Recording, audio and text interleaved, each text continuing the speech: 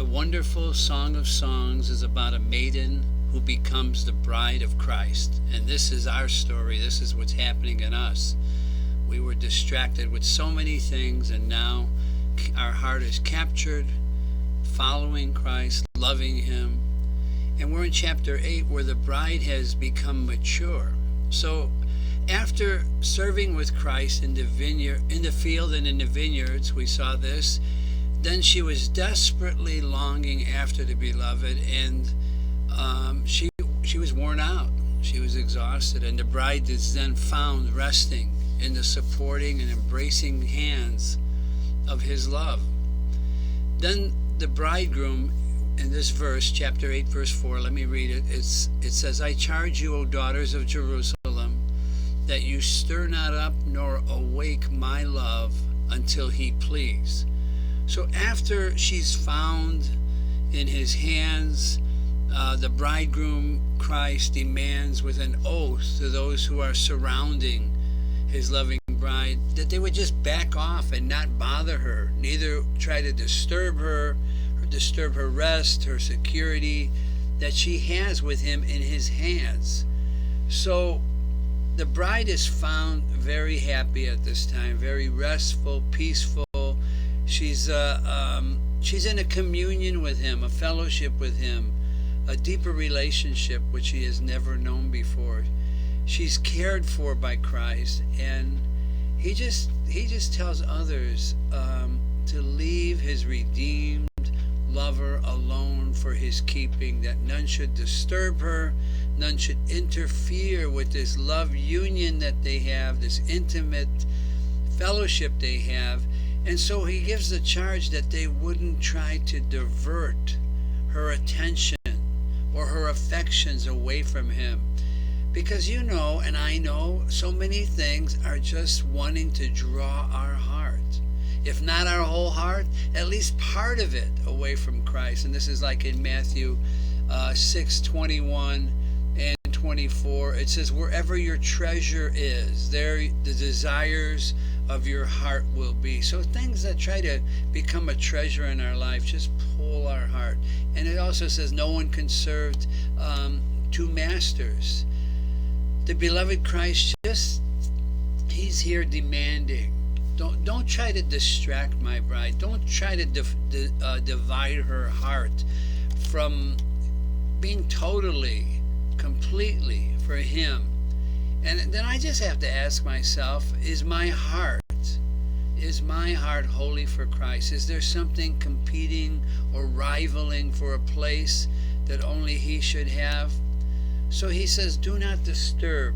Don't divert her heart of love.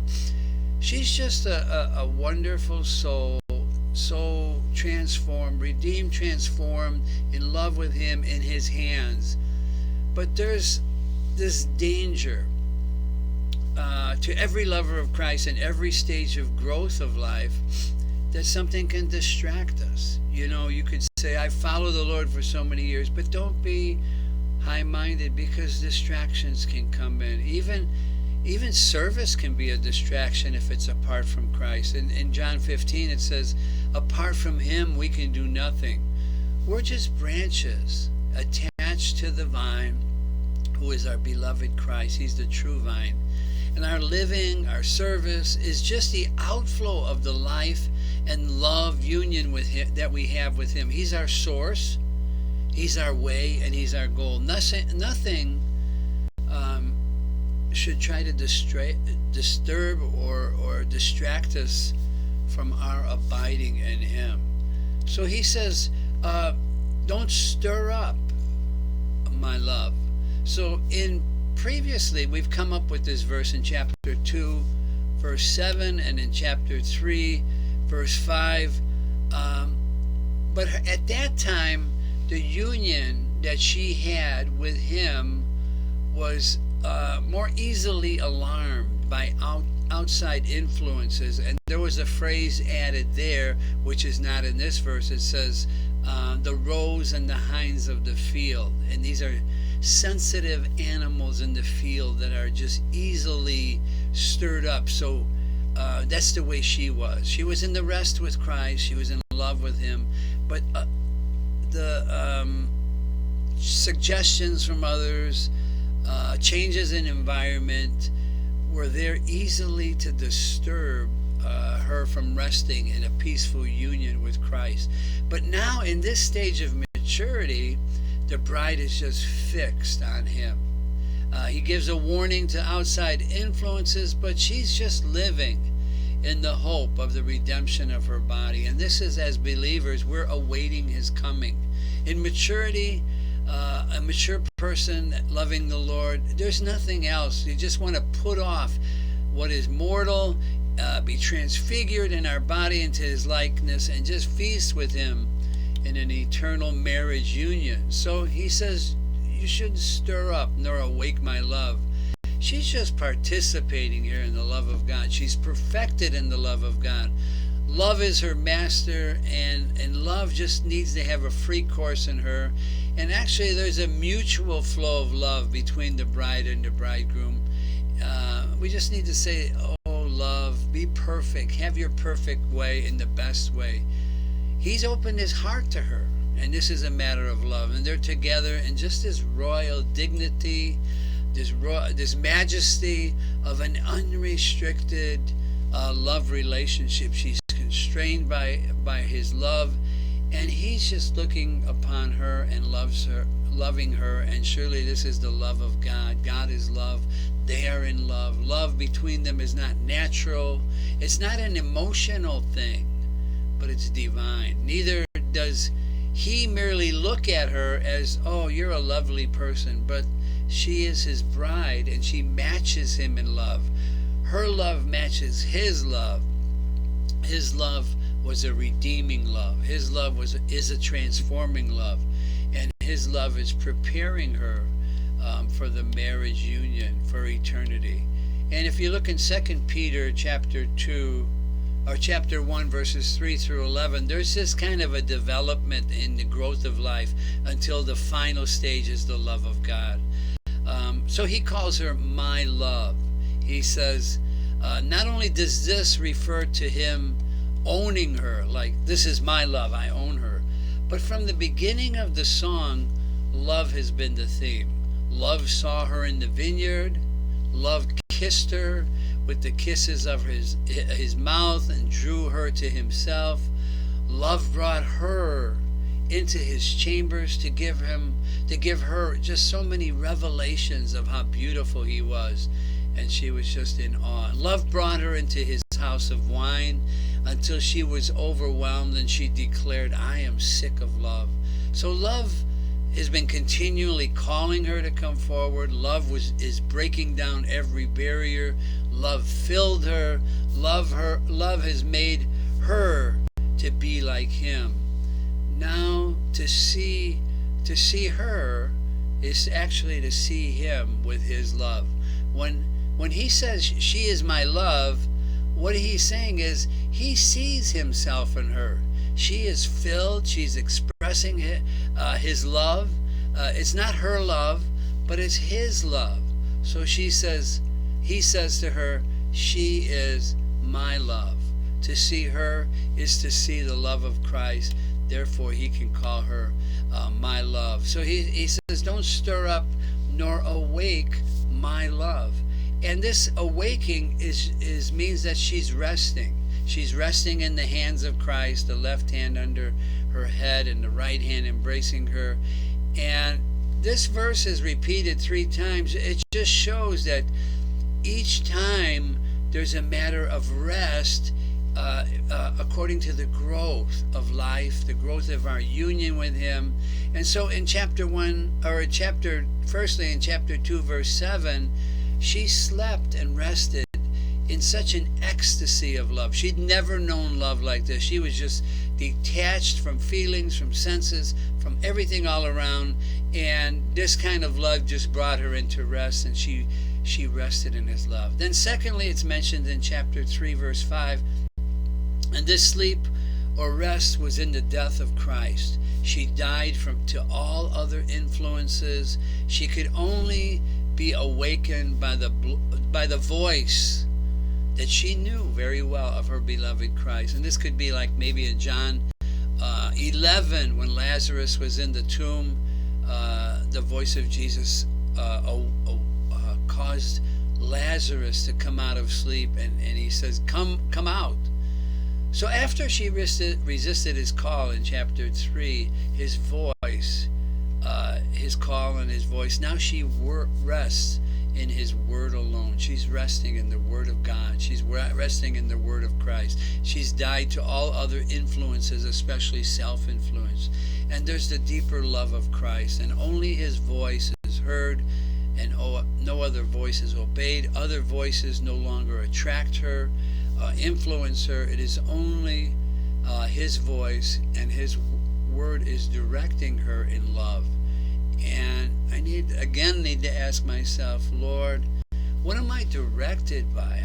Is your word become my direction? Is my love relationship with you causing your voice to be so real and so effective in my life? And then finally we come to this rest here in chapter 8, and this just is a sleep or rest of tranquility in God. This is a rest that is permanent. This is a rest that is lasting. It's not like in chapter 2, an ecstasy in her emotions, which comes and goes. Nor it's further than just being delivered from self and negative things. But this rest is her unbreakable attachment to God. And this is the calm, enduring rest that she's found in the love of God. In Hebrews 4, it talks about the rest of God, and some enter in, some are still not in that rest. And it refers to Genesis chapter 1. On the seventh day, God rested from his works. And this kind of rest that God had in Genesis 1 was not a rest of he was tired and he needed to rest, but this was the rest that he fulfilled his purpose in his creation.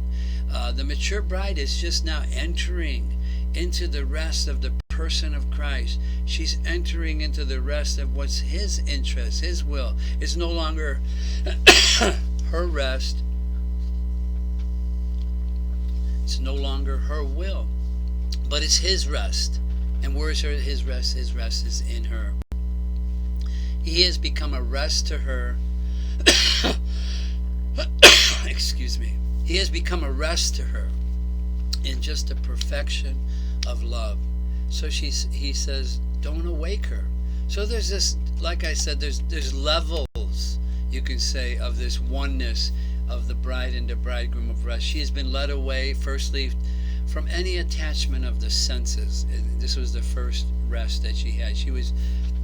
Her union with Christ at that time in chapter 2 was more than a feeling, more than a sense, more than an emotion. She was becoming more like him inwardly. And then in the second rest in chapter 3, verse 5, is the rest in the purity of her character. She began to develop bridal beauty